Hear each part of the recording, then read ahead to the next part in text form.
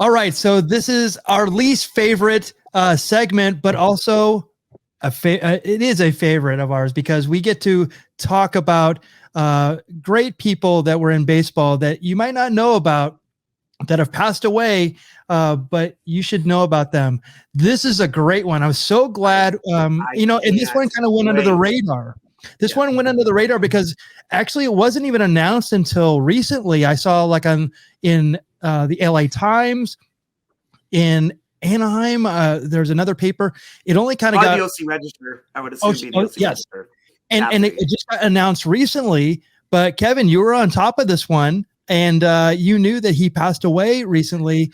And I don't know how. I just happened to stumble upon it. I'm like, oh my gosh. Because the only thing I'll say off the top is that he was actually on the original, it says Los Angeles Angels in 1961. He was actually one of the very first players when the Angels became a MLB franchise, not a PCL team.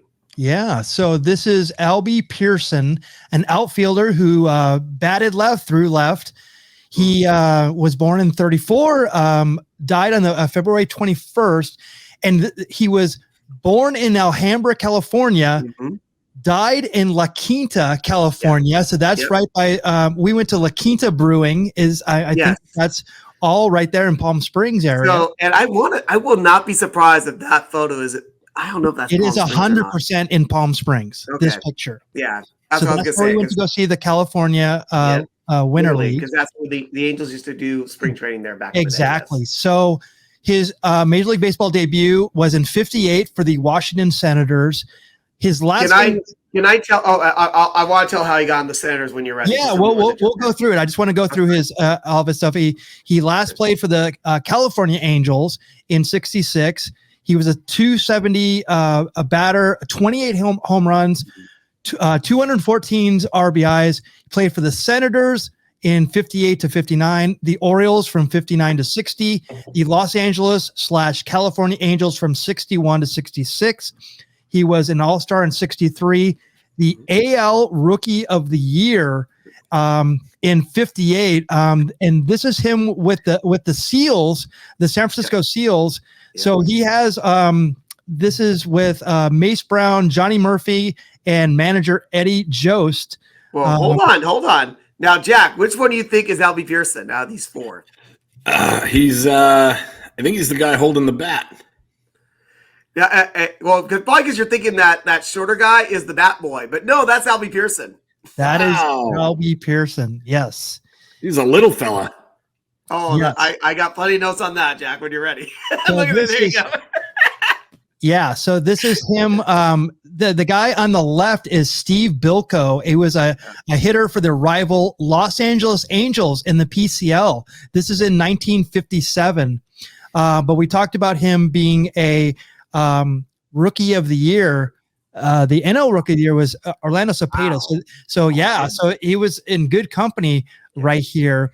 And he had decent stats. I think the rookie stats were a little bit different back then. I mean, he only hit let's see, what was his average? He's only hit like 275, but he was good. He was a good player.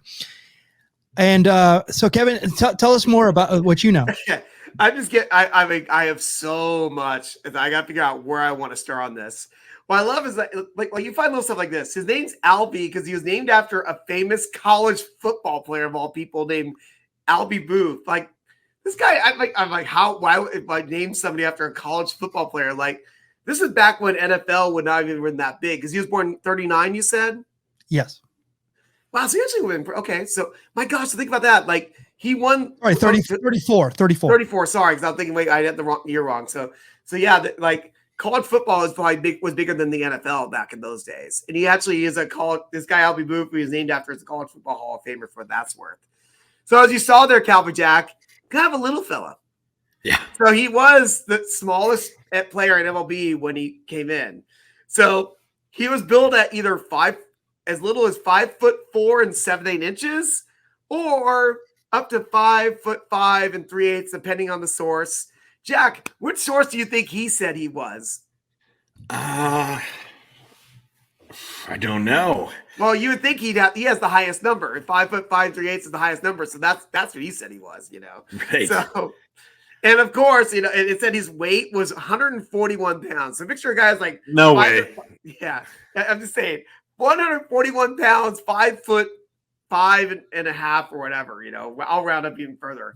But you're 5'5" is 141 pounds, and this guy's playing Major League Ball. It's crazy. No, there's no way that guy was tipping 140, bro. And No hang way. on, this is where it gets fun. So, he had a tendency to gain weight during the offseason. Here's a quote. He's like, "Yeah, I go up to 142." His neck size was 15 3/4, and his arms are 3 inches long. And he says, "I'm built funny."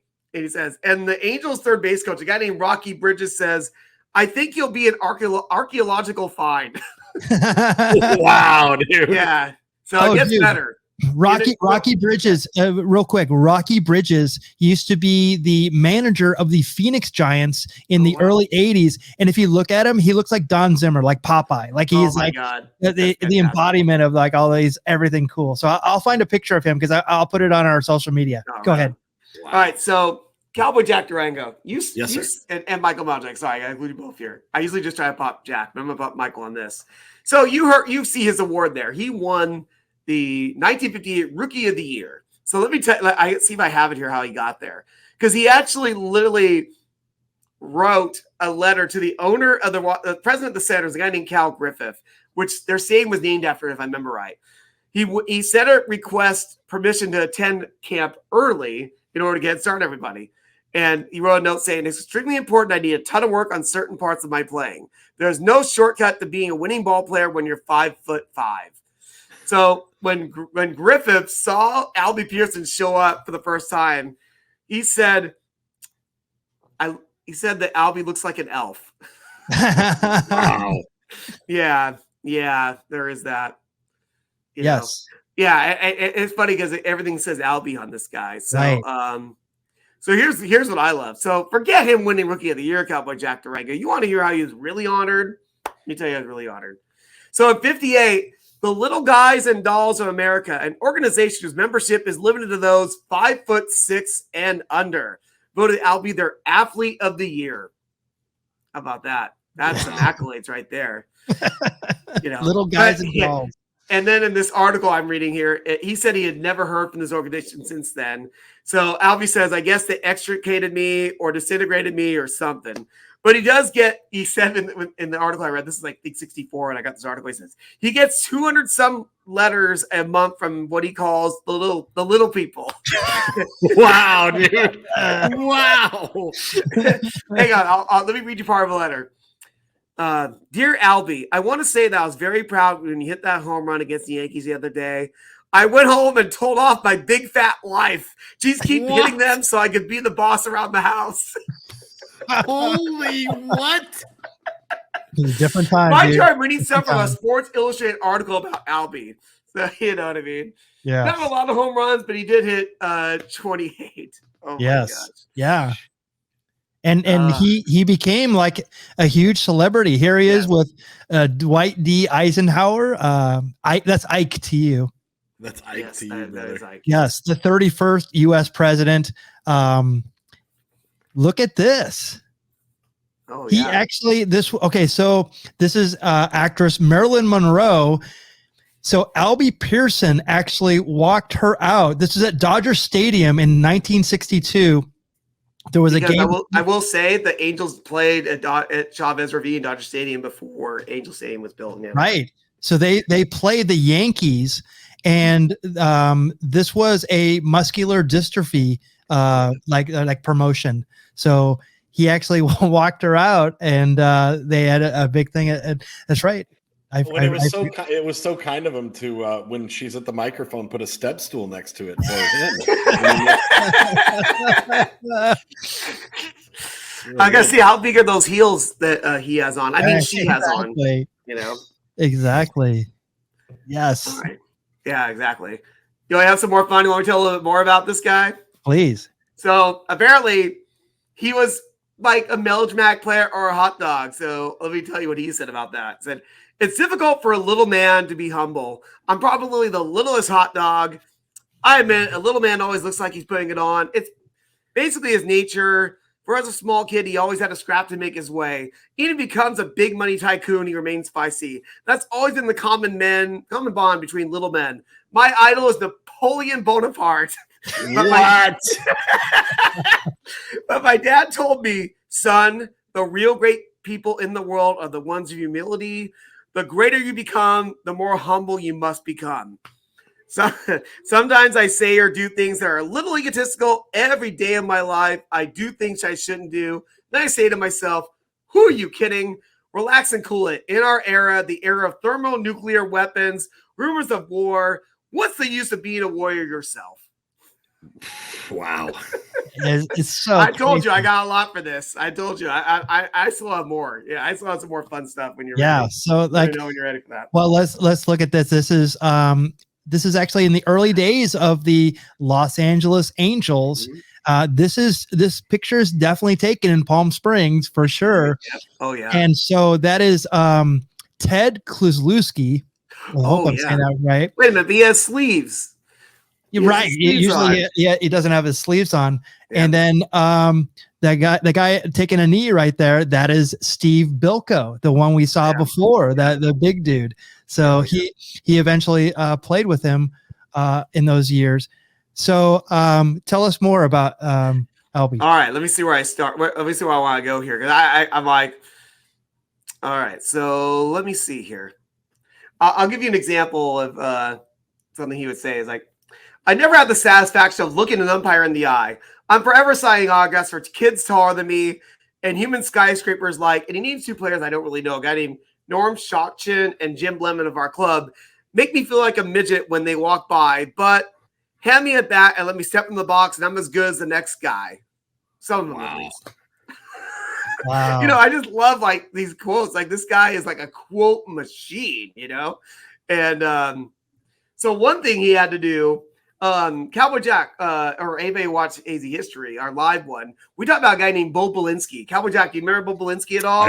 Yes, I remember Bo Belinsky. So Bo Belinsky was a wild man. He became he was actually an overnight sensation of the Angels, pitched a no-hitter in like his third game ever. And yeah, if I can't do that.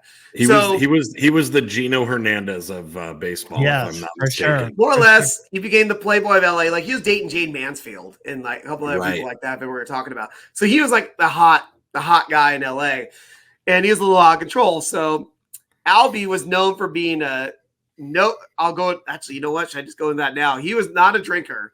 He was a laid back guy. So let me see if I can find you what I found about him here. Just a chill out guy, and of course I can't find this in my notes. I have so many notes here. So I definitely got. Oh gosh, I hate this. We're live, pal. I'm like, where are my notes here? So he didn't have. His foulest swear word is rat thing. Sorry, rat thing. Kevin, we're on the air. Sorry. I know we're live on the air. Jeez. And he was an avid golfer, a Baptist. He actually became an ordained minister later in life. He had a large and modest wardrobe. Cowboy Jack, do you have your calculator ready for me? He said that he had 2 pairs of $75 alligator shoes. How much would $75 in 1964 be in 2023? 1964. How $75 a piece? Yes, $79 for a pair. He had 2 pairs, but let's just do 75. That is $723.80. Wow. Man, listen to that, man. Woo, living the lifestyle, And he says they are not elevators. I'm like, what is he talking about? What's that mean? But he was like super popular among the Angels fans. Obviously, you can tell by the way I'm talking about this guy. But some players around the league resented his attitude and successes. He don't drink, smoke, or fool around, says one picture. You can't trust his kind. Said about him. Like, that is fantastic. And others found him a small but perfect target for heckling. Apparently some players called Albie the marvelous midget. And wow. Ooh, and it's the 60s. Apparently I could say that. I'm just saying this for historical purposes, right? Yes. And tell him to, quote, get a couple more coats of shellac on your teeth. Whatever. These insults from 60s. Wow. Ooh, watch out. He does have a solid smile, dude. That's a good smile. Yep. That's clean living right there, dude. Yeah, exactly. And I'm gonna mention Bobolitsky now. A quote Bo said about him was, "A lot of guys look up to the little man." So there you go. And so I talked about Bo. Bo's a wild man. So Albie actually got asked to roommate with Bo in order, and maybe the idea was, hey, maybe you can settle Bo out a little bit. And Albie says, I thought maybe I can get him in bed early, get him off to a good start. And he ended up getting all these phone calls in the middle of the night. And exactly. You know what? That's true. No coffee either. We talked about his way of life and said, all right, I'll try your way for 2 weeks. This is quoting Bobulinski. He said to Albie, I'll try your way for 2 weeks. And you try mine for 3 days.